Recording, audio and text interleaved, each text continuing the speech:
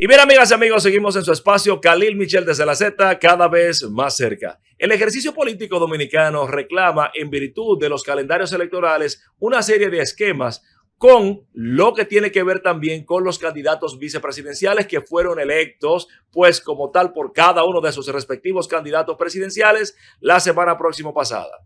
Hay algunos que han tenido nivel de impacto, pero hay otros que por su nivel de disrupción pues han logrado acaparar la atención pública en sentido general. Es el caso que nos ocupa del invitado central de la noche de esta noche, quien acompañando a Virginia Antares por el partido Opción Democrática ha sido seleccionado como candidato vicepresidencial de esta importante institución. Él es arquitecto de profesión, pero sobre todo es un gran dominicano que defiende la pluralidad y el ejercicio de la buena política en nuestra amada tierra quisqueyana. Con nosotros nuestro buen amigo Ico Abreu. Hermano, bienvenido a su espacio. Muchísimas gracias, gracias por la invitación. Ico, arquitecto de profesión. Es así. ¿Cómo llegas a esto de la política? ¿Cómo se da esta situación? Bueno, yo debo empezar por contar que además de arquitecto he estado involucrado en procesos de movimientos ambientales, sociales, desde muy temprano. Y si tú le hubieses preguntado al Ico, que todavía estaba estudiando en la UNFU en ese momento. Nuestra alma mater. Exacto. En el 2000, por ahí, que si militaría en un partido político, tú hubiese dicho que si tú estás volviendo loco, que cómo es posible.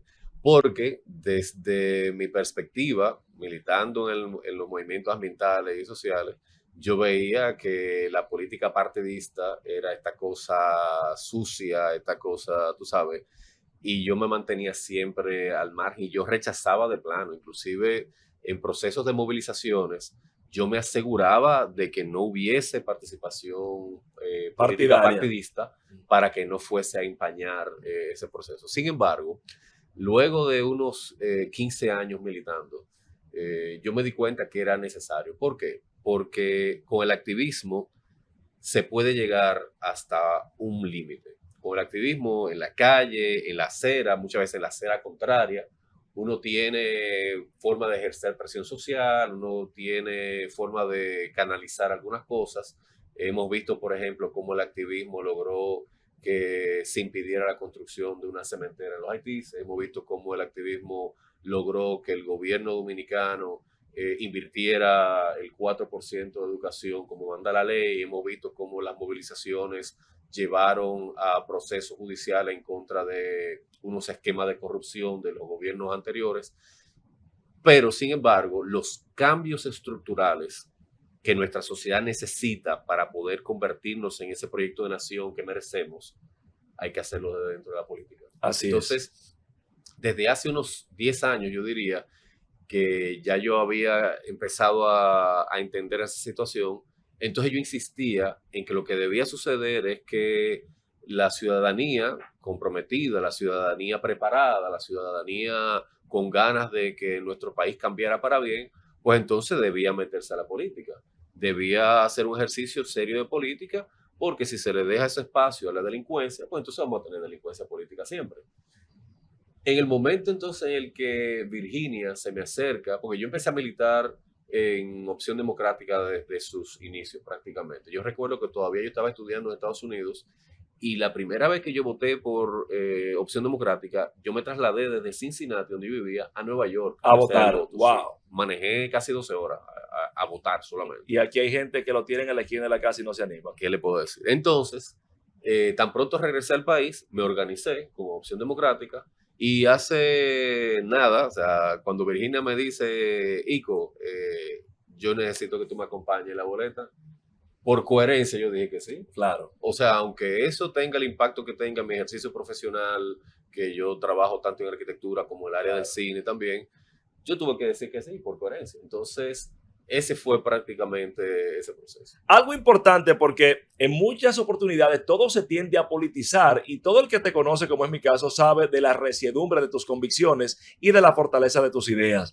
Tú defiendes lo que crees. Absolutamente. Sin embargo, en la rueda de prensa, cuando se presentó tu candidatura, mucha gente pensó que era un efecto dominicano como del buquelismo, de que este nuevo tipo abierto, camisa remangada, pelo largo, y te preguntaron por la apariencia y tú le respondiste muy bien.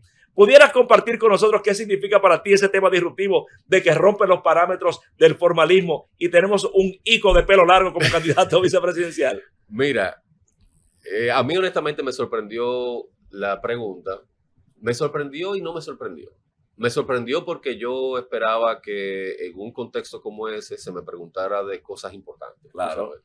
Pero que de repente la primera pregunta fuese por ahí, honestamente me sacó, tú sabes, me sacó de contexto. Y yo, de nuevo, si eso le hubiese sucedido al ICO de hace 20 años, Sí. la respuesta hubiese sido muy distinta, en un tono muy distinto, sí. Elmer, nuestro amigo Elmer te puede Elmer decir, González, nuestro sí. hermano, tu profesor y mi hermano. Exacto. Sin embargo, pues la verdad, o sea, yo dije la verdad, y es que, ¿qué yo hago? Yo agarro y me disfrazo de otra cosa, de algo que yo no soy, para poder Hipócrita, ser presentar hipócrita. una candidatura. No, o sea, yo fui como yo soy. Yo agarro, yo me visto con lo primero que yo saco del closet. O sea, yo, así como tú me ves, así como yo ando por la calle, así como yo voy a dar clases, así como yo voy a mis ejercicios profesionales, y así como yo quise presentarme Tal al cual pueblo eres. dominicano, tal cual Correcto. soy. Entonces, que me salieran con eso, honestamente. A mí también, y me gustó mucho la respuesta que le diste. O sea, le dijiste, vamos, si vamos a hablar algo como de más serio, pensaba que era. Pero aquí sí vamos a hablar de algo más serio, Adelante. justamente no del cómo se ve, sino de qué tiene. ¿Qué trae Ico Abreu para República Dominicana como candidato vicepresidencial? Yo traigo mi preparación. Yo, como bien ha señalado, estudié arquitectura con un enfoque desde la escuela. Tú sabes que nos enseñan urbanismo, nos enseñan cierto grado de planificación. Y yo profundicé en esos estudios. Yo me gané una Fulbright en el 2011. Me fui a Estados Unidos a hacer una maestría en Community Planning. Eso es planificación de desarrollo comunitario, es una manera de traducirlo. Y en ese proceso académico, yo pude formalizar una serie de metodologías que ya yo había empezado desde cuando estudiaba en la UNFU a indagar. A mí me interesó siempre mucho la situación de vulnerabilidad de muchos de nuestros barrios, que muchas veces se dan unas dicotomías impresionantes donde al lado de un barrio de poder adquisitivo alto se da un barrio vulnerable. Y a mí me interesaba entender esas correlaciones, tú sabes. Entonces, cuando me fui a hacer esta maestría, pues pude formalizar metodología de investigación, pude formalizar procesos de participación, de diseño. Y tan pronto yo regresé a Santo Domingo en el 2016, yo continué implementando ya con una metodología, digamos que más acabada, el análisis de esos espacios. Desde entonces, al menos 3 veces, bueno, al menos 2 veces al año, dependiendo de las materias que me toque impartir, yo llevo a mis estudiantes a conocer esa realidad. Primero, para sensibilizarles. Excelente. Segundo, porque me interesa entender cómo se dan esas dinámicas. Y con lo que yo he denominado un barrio a la vez, yo he entrado prácticamente a todos los barrios de nuestra ciudad de Santo Domingo para entender la realidad que vive el ciudadano dominicano y poder abordarlo de una manera práctica, de una manera metodológica y hacer aportes desde el diseño. ¿Tú sientes, Ico Abreu, que desde el ejercicio político tradicional en República Dominicana no se comprende la realidad del barrio dominicano? Mira, yo no quisiera generalizar, porque en todas partes se cuecen habas. Y en todas las parcelas políticas yo estoy seguro de que hay gente con la intención, hay gente con la preparación inclusive. Sin embargo, no se ha sido coherente con eso. Tú puedes decir, por ejemplo, bueno, ¿cómo mejorar? Mira, si tanto se ha cacareado ese crecimiento económico, que realmente República Dominicana ha tenido un crecimiento económico constante, ¿por qué no llega ese crecimiento económico a esas bases? ¿Por qué hay disparidad salarial? ¿Por qué hay gente que no tiene acceso a lo básico, tú sabes, a poder satisfacer sus necesidades básicas, desde la canasta familiar hasta temas como educación y salud? Porque si hay riqueza para eso, entonces ¿por qué no llega? Entonces, Desde el ejercicio político, yo creo que sí, que se puede conseguir estrechar esa brecha. Estamos conversando con Ico Abreu, quien es candidato vicepresidencial junto a Virginia Antares del partido Opción Democrática. Ico, pero hay un tema, ¿cierto? Tú estás muy bien facultado y capacitado en la planificación y en el diagnóstico y preparación para poder solucionar el tema, por solo decir algo del barrio. Pero hay más gente que puede también hacer eso y que estudió y se preparó. ¿Por qué Ico Abreu? Mira, eso habría que preguntárselo a Virginia porque ella decidió seleccionarme, porque la verdad a mí me agarró fuera de base. Yo no tuve ni siquiera mucho tiempo para pensarlo y como te dije ahorita, dije que sí por coherencia. Ahora, desde mi perspectiva, ¿por qué yo? Pues tengo la preparación, tengo las ganas, yo no le tengo miedo a enlodarme y a meterme de lleno a donde yo entienda que hay que meterse para poder resolver los problemas, tanto ya sea trabajando directamente con las comunidades como también analizando el contexto para entender por qué no llega el beneficio económico a esas comunidades, pero también analizando el contexto exterior y ver cómo son las dinámicas social y económica que hay que cambiar, que hay que recanalizar para que esos beneficios se traduzcan en beneficios para la población completa. Dentro del programa de gobierno de Virginia, que está disponible en la página virginiapresidenta.org, estamos trabajando una serie de ejes, entre los que se encuentran el salario digno, la educación universal, salud digna, salud universal también, seguridad ciudadana, entre otras cosas. Y con lo que tiene que ver con salario digno, nosotros proponemos que se haga un análisis y se haga una reestructuración del salario mínimo para que la dominicana y el dominicano de la base pueda acceder al menos a una canasta familiar digna. Excelente. Para que haya una traducción entre ese beneficio económico que tanto se ha cacareado y el acceso a una vida digna de la gente. Tú puedes decir, por ejemplo, que no se ha aumentado paulatinamente el salario. Y efectivamente ha sido así, pero no solamente eso, no solamente un aumento del salario, sino de la capacidad adquisitiva de ese salario. Claro. Porque lo que tú hoy día, lo que tú podías comprar hace un año con tu salario mínimo, tú no puedes comprarlo hoy día. Entonces todo eso hay que analizarlo y hay que reestructurarlo para que efectivamente nuestra ciudadanía tenga acceso a un salario que dignifique su vida. Me complace mucho que así con estas breves interrogantes he podido hacer una radiografía y creo que toda República Dominicana ha podido ver el contenido de Ico Abreu y tu capacidad. Ahora bien, para tú poder implementar eso junto a Virginia, tienen que ganar las elecciones. Obviamente. Has dicho que conoces la realidad del barrio y de un barrio a la vez en por lo menos lo que es la capital primada de América. En el marco de eso, en el patio, en el barrio, allá en el callejón, lo que funciona es lo mío, el DAO.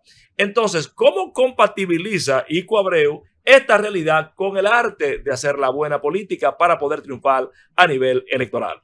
Yo confío en que el pueblo dominicano tiene la capacidad de discernimiento y de entender quién quiere utilizarlo como siempre lo ha utilizado y quién puede venir con una propuesta distinta. Yo lo que aspiro es que se nos permita llegar, se nos permita conversar con la gente, porque definitivamente no tenemos los recursos para estas grandes movidas publicitarias, para estar 24/7 en los medios de comunicación. No disponemos de eso. Y además tampoco es el tipo de política que nos interesa hacer. Yo sí quisiera, por ejemplo, que las familias nos abran sus puertas y nos permita conversar, nos permita escucharles, nos permita mostrarles cuáles son nuestras propuestas. Y así yo creo que la dominicana y el dominicano de a pie puede escuchar y discernir y tomar una decisión al final del día. Yo sé que es difícil luchar contra estas maquinarias electorales, sobre todo porque se ha llevado al pueblo a convertirse en eso.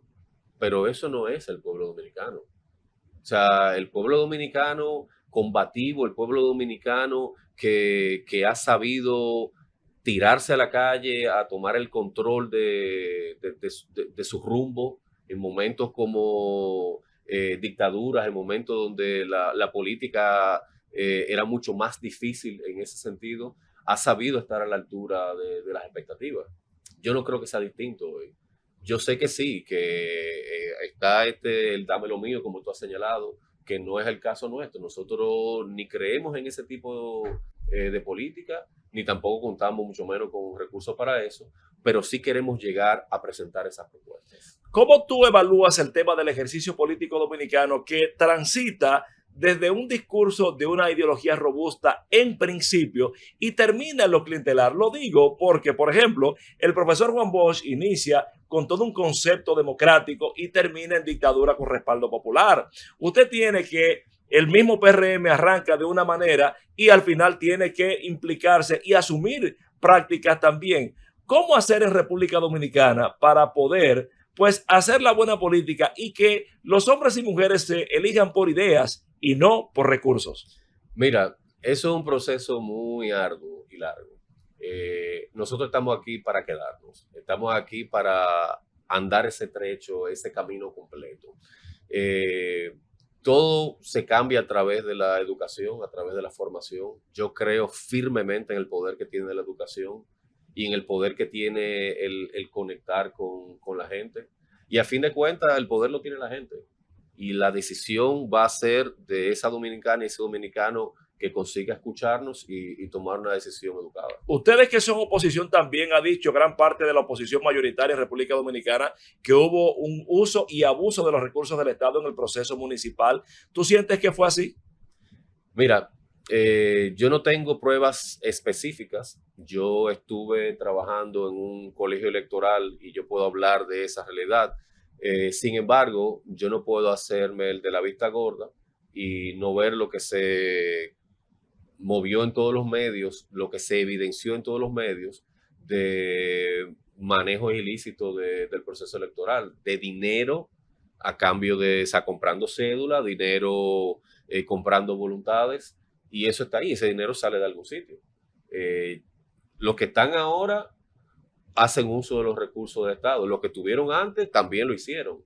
Entonces, es una realidad que está ahí y lo que nos corresponde a Opción Democrática y lo que nos corresponde a mí y a Virginia es entrarle a eso e ir en contra de esas prácticas. ¿Tú sientes que hay amenaza para el proceso presidencial venidero de que se vuelva a repetir lo que han dicho supuestamente los actores de la oposición con el tema de los recursos? La amenaza está ahí, eso está latente.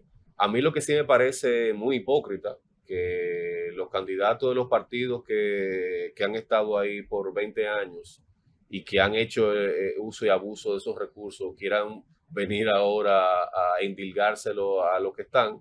Claro, hay que señalar lo que está mal hecho y si lo que están pues lo están haciendo, pues toca señalarlo, pero es un poco hipócrita venir ahora a vociferar del uso de los recursos del Estado cuando se vilipendió un dinero obsceno en campañas del 2020, en campañas del 2016, del 2012, comprando políticos de todas las parcelas. O sea, hay que ser muy cara dura y muy hipócrita para venir con eso. Finalmente, Ico, ¿qué significa para ti, arquitecto, ser candidato vicepresidencial? Creo que eres el primero de nuestra profesión que logra esa posición. Yo creo que sí. No recuerdo de nadie que sea de nuestra profesión que haya aspirado anteriormente.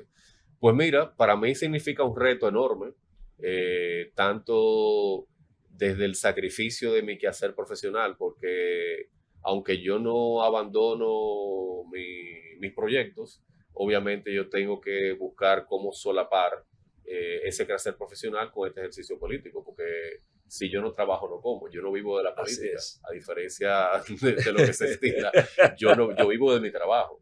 Entonces es un reto en ese sentido, pero también es un reto en términos personales, poder lograr traducir, te diría, lo que yo he aprendido y poder construir con eso el proyecto de nación que aspiramos a tener. Ico Abreu, en este minuto final, a toda esa población que te ve y te escucha a través de la Z101, ese mensaje de exhortación para que este próximo 19 de mayo vaya a seleccionar el binomio Virginia Antares Ico Abreu, candidatos presidenciales, vicepresidenciales de Opción Democrática. Yo les exhorto a que nos escuchen, les exhorto a que entren a la página virginiapresidenta.org para que conozca nuestra propuesta de gobierno, que Virginia fue la primera en presentar un programa de gobierno, no sé quiénes más lo han hecho a la fecha, para que se nos acerquen, para que trabajen apoyándonos como voluntarias y voluntarios, que necesitamos mucho de eso, para hacer llegar la buena política a los hogares de las dominicanas